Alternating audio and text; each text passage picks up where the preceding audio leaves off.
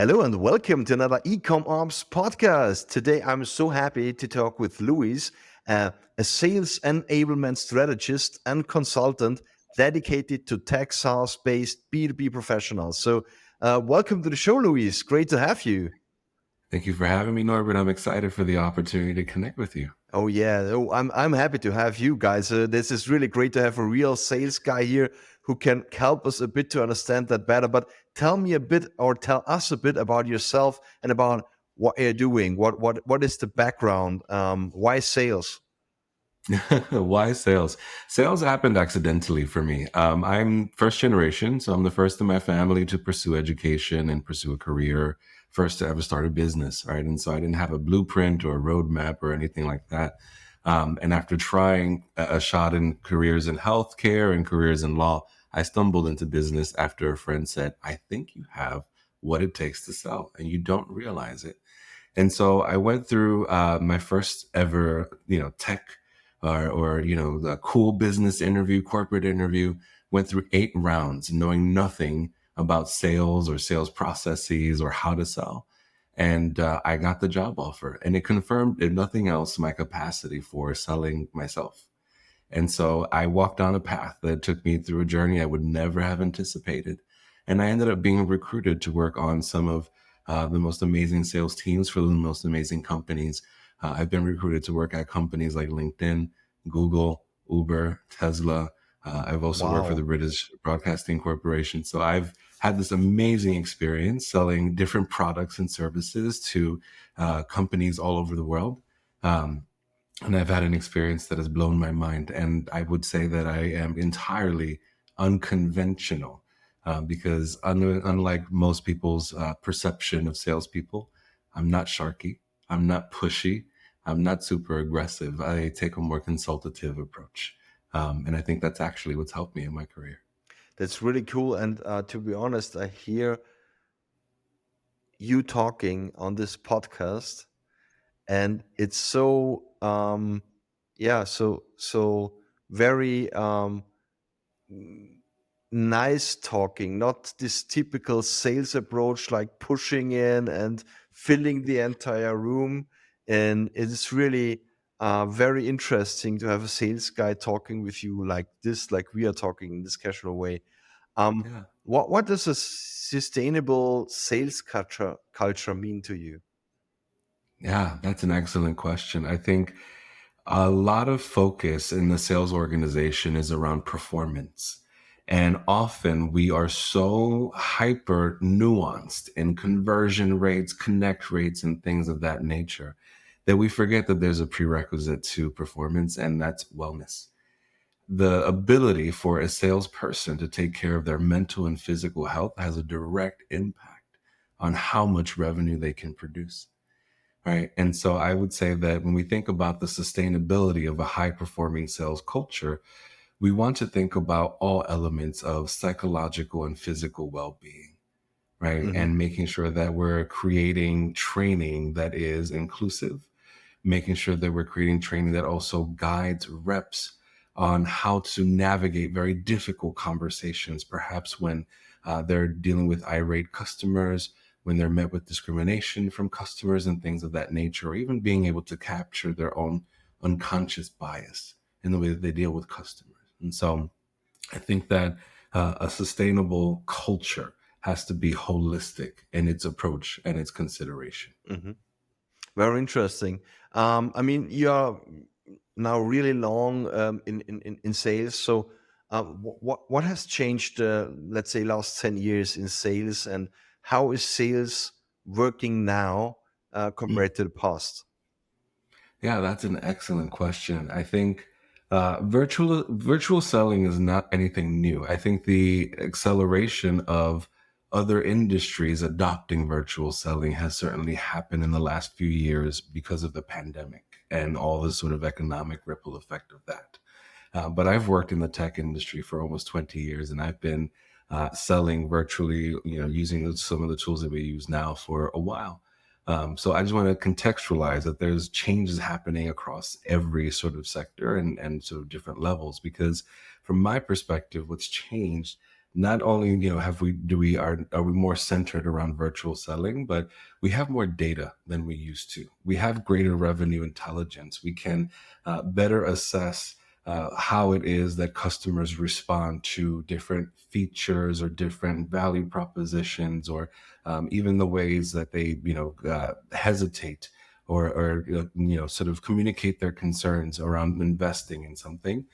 We can learn better, apply data, and then roll out either customer service experiences that are optimized, or even thinking about optimizing the way that we uh, present the product or the service, right? Or even thinking about optimizing the actual buying experience from the perspective of giving the rep better language and tools to help the customer. And so that is sort of what I am seeing now is deeper leveraging of data to inform the way that sales is done. But then for smaller businesses that aren't in the tech space, that are now adopting virtual selling and things of that nature, what I'm seeing is a shift in the customer's expectations, right? They are more willing to engage with the self-paced buying experience than they used to be. Mhm. And there are moments where they're insisting on either that autonomy in the sales process, and they're more vocal about the micro moments where they do need that human touch or that assistance in the buying process. So I think those segments that are just stepping into the virtual selling sort of space and way of doing things are starting to learn new things about their customers they didn't know before. Mhm. Okay, got it. And how does embracing diversity revolutionizes sales and the overall customer experience? Yeah, that's really important. Thank you for that question. I think, often we have leaders with these global aspirations, Mhm. serving, billions of people, markets across, here and there and everywhere. And we want to think about as a business, having that strategic foresight, to make sure that these customers have the kinds of experience that they expect and they deserve. And that starts within the company. Mhm. And thinking about at the top, when we assess leadership, we often think about emotional intelligence, IQ, right? Excuse me, EQ, and then IQ being sort of like your intellectual capacity, right? Um, I think that we also need to start considering cultural intelligence and finding ways of engaging leaders to think about their capacity and developing their capacity to take inputs from people that are different than them, to be able to have productive meetings with people at a table that may not even speak the same language, right? And thinking about how to navigate and create those kinds of productive collaborations. I think on an individual level, it's about your raising of your self awareness and your communication style, and engaging with, um, the knowledge that already exists in the communities that are already vocal and welcoming, and expanding your capacity for engaging with people that are different than you. If I can share an example, I worked with a company, and one of their reps was having an issue, and shared an example of a really turbulent conversation they were having with the customer. They called someone, a small business, cold call, and it happened to be a Jamaican owned business, and the gentleman on the line was speaking patois. And the rep that called on them didn't understand what the gentleman was saying, and the knee jerk reaction was to hang up the phone. Imagine that experience of from the customer's perspective, having your day interrupted, someone trying to sell you something and then making no effort to even understand you, right? Imagine from the rep's perspective, feeling like I've completely failed at what I do and I didn't have the tools to even respond or react, right? Those are the things that we have to consider in terms of customer engagement. And when we develop strategies, when we develop training programs, or even design product and services, we have to make those kinds of considerations for making sure that everyone has the experience that they deserve in these instances. Very interesting answer on that. Really, really interesting. And you mentioned something because of the language barrier. Is there anything, because the next question goes in that direction, You are in tech SaaS space already very long. How can technology positively impact sales culture?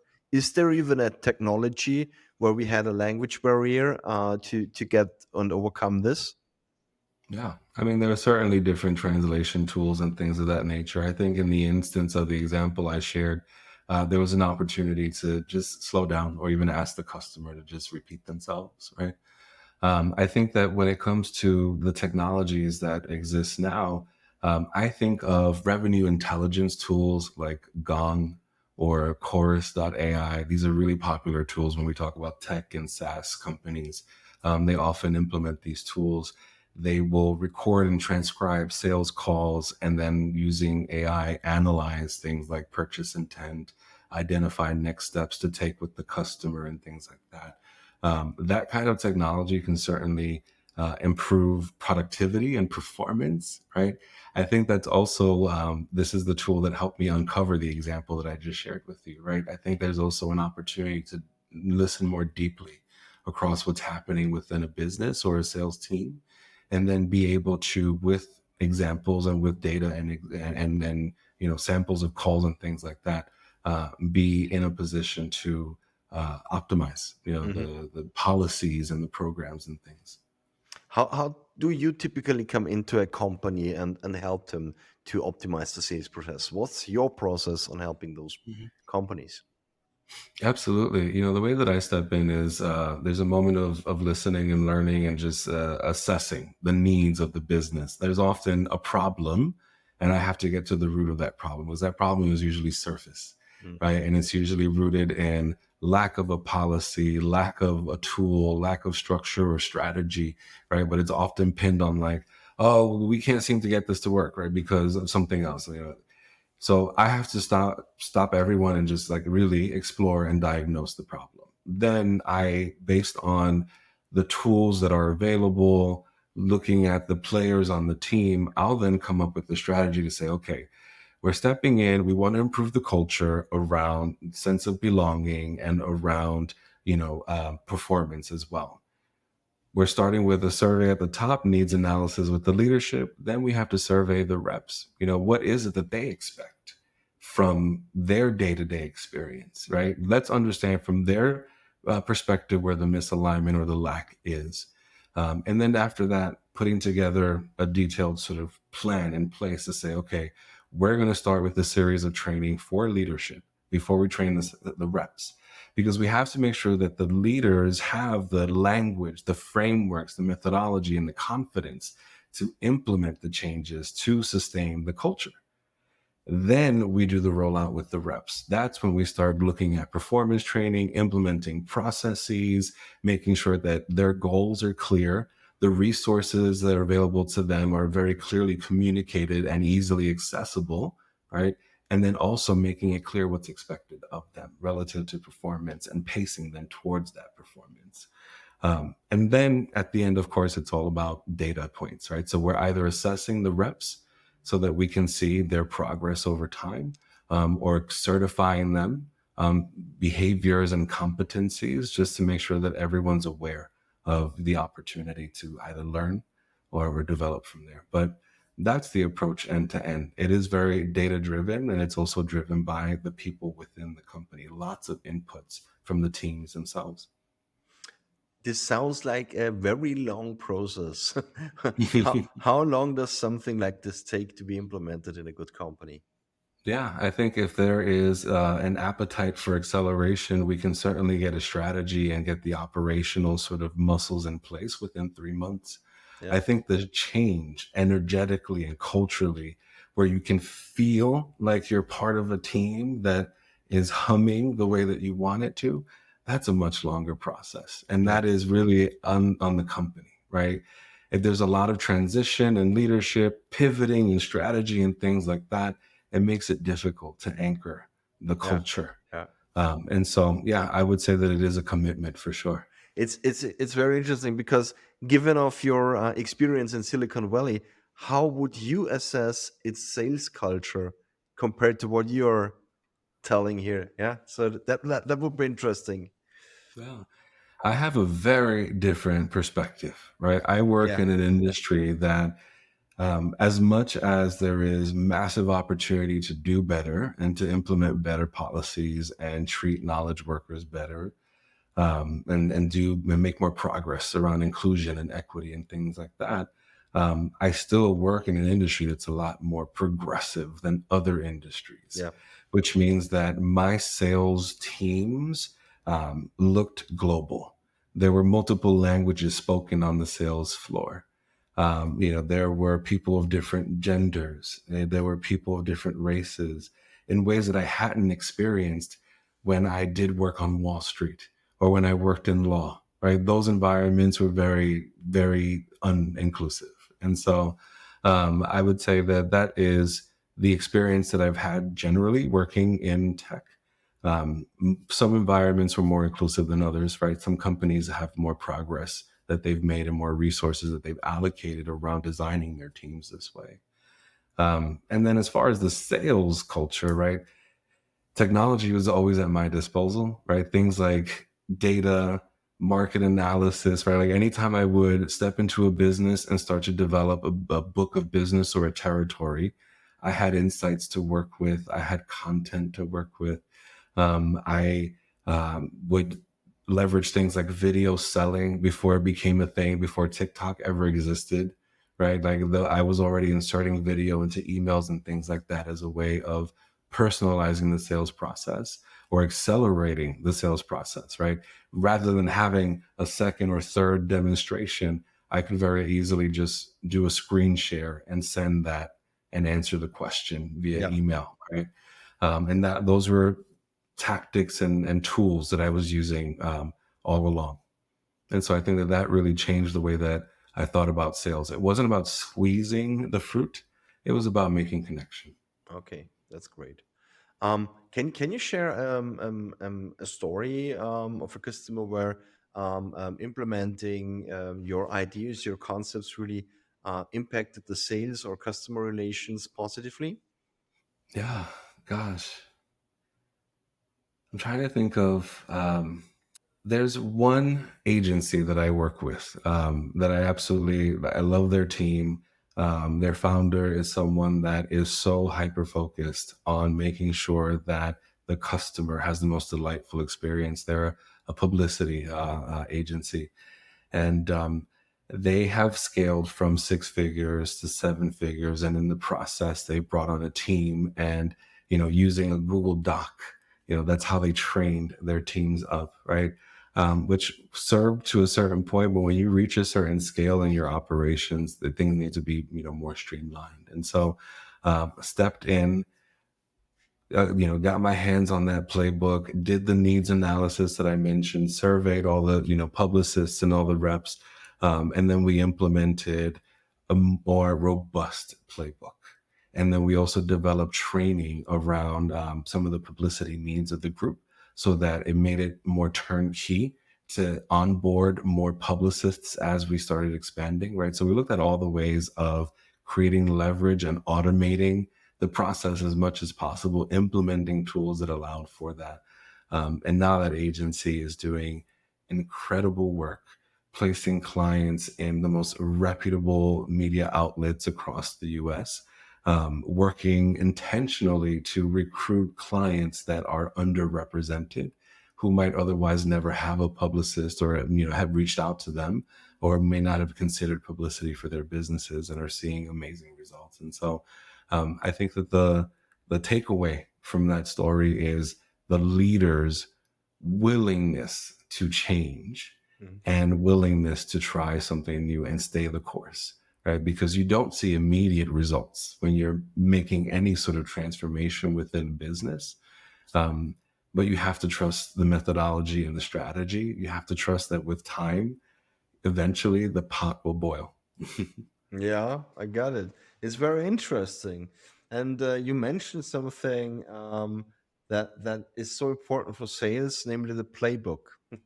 That Yeah. the playbook actually is something that is really worked out well. How do Yeah. you go into such planning and work out of a playbook? And Yeah. how important is it really for the sales, especially for onboarding new? customers? Oh, it's incredibly instrumental for two reasons. Number one, if something works in terms of driving conversions and revenue for a business, a certain way of engaging the customer works, you want to replicate what works as many times as possible in the company. The way you do that is by capturing in detail the process, methodology, and approach. I think that the playbook not only standardizes performance and customer experience, but I think the playbook also is something that alleviates anxiety from everyone's experience, right? The anxiety of a sales rep showing up with confidence. They have answers, they have tools, and they have a methodical approach for controlling and containing conversation. The customer, isn't going to be surprised by anything because they're going to have a buying experience where the next step is very clearly articulated each step that they take in the process, right? A playbook allows for that ironing out of that experience on both ends. And so it's going to be really critical, I would say, if you haven't thought about it.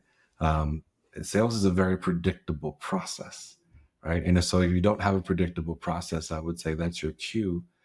If it's not predictable and scalable and repeatable, then that's your cue to implement a playbook. Um, if you had two or three things that would positively influence my sales process, what would those two, three, four things be? What should I change right away, or how could I benefit from strategies right away and easy to implement? Yeah, number one is qualification, right? Think about whether it's the content you put out, the information you provide up front, or whatever it might be.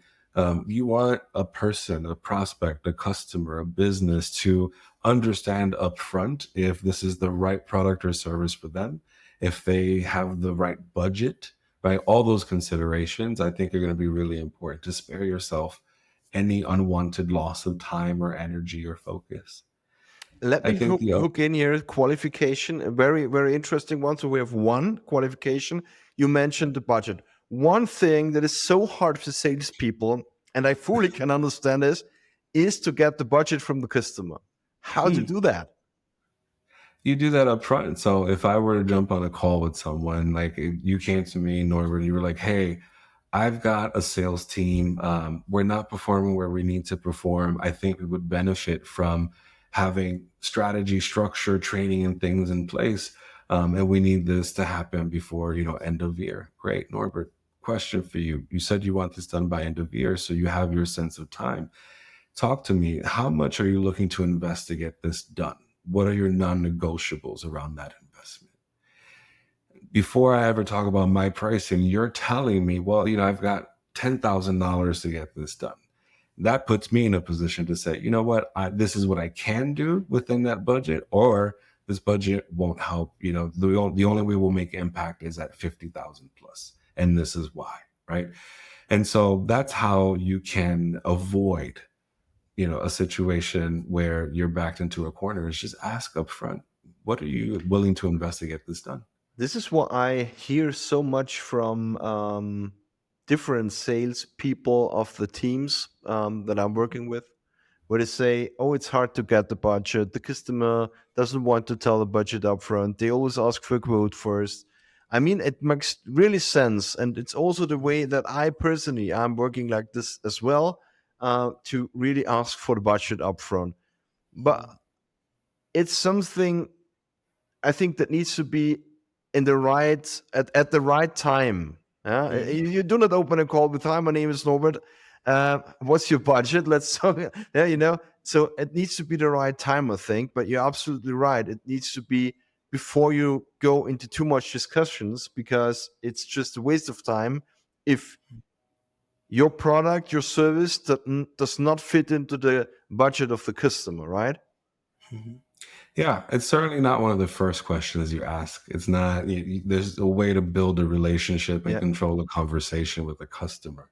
When you're doing your due diligence during discovery, I teach a flow, very methodical approach that incorporates that question twice, right? You ask at the beginning and then you ask again, as you're wrapping up the call, just to confirm details and bookend their interest and their willingness to invest. Hmm. But you're absolutely right. There needs to be a way of respecting everyone's time, right? And acknowledging that some people just need information. They might be early in their buying process. That's why they can't articulate their budget, because they want to see what does this require, right? We're seeing price points at different levels, and then they have to go back and consider. But while you have them on the line, you want to understand that process. Oh, I understand you don't have a budget firmed up just yet. Where are you in your process? Are you in the preliminary stages? Great. When are you going to be finishing your research? Great. When are you looking to implement? Right? That way you have a sense for yourself whether it makes, it's worth your while to continue to pursue the relationship. Hmm. So I would say slow down and just ask the questions while you've got the person on the line. That's good. Thank you. So, Yeah. qualification. Qualification, yes, very important as far as your sales process. I think the other thing is automation, right? Yeah, As much as you can, you want to create leverage. You will get the exactly. same you will get the same set of questions from a customer, right? If you know your customer segment very well, then you know that they will have the same 5 to 10 anxieties or hesitations about making an investment in your product or service. And so think about the opportunities to create automations whenever those things come up in emails. You've got your templates ready. Think about creating nurture sequences, right, within some of your email cadence platforms, whether you use things like Outlook or Sales Loft or whatever, right? Think about like incorporating all of that into the messages and the engagement, but also be thinking about, I mentioned video selling earlier. Like think about also creating a library. If you're selling a product, or there's something that requires a walkthrough or a demonstration, and you get 10 questions, typically record 10 videos one time, right? You don't Yeah, have to personalize them and say the person's name. You can just say, hey, thank you so much for asking this question. Really important. Let me get right to it. Right. And then just give them the information they need, and then make sure that you direct them to connect with you if they have more questions. that's a good, really good hint, I think, for especially SaaS companies where they really have something to show, or a software product in general, where there's something to show what you really can do again and again and again, because the questions really are typically the same. Yeah?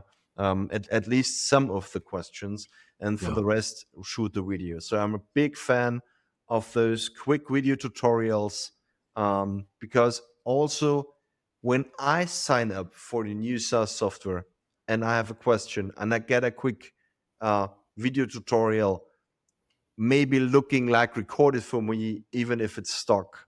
Yeah, it is a very personal approach, and you feel super important because someone recorded a video for you. It's a good sales approach as well, I think, and a very good tip. Thank you for that. We have two. Do you have a third one?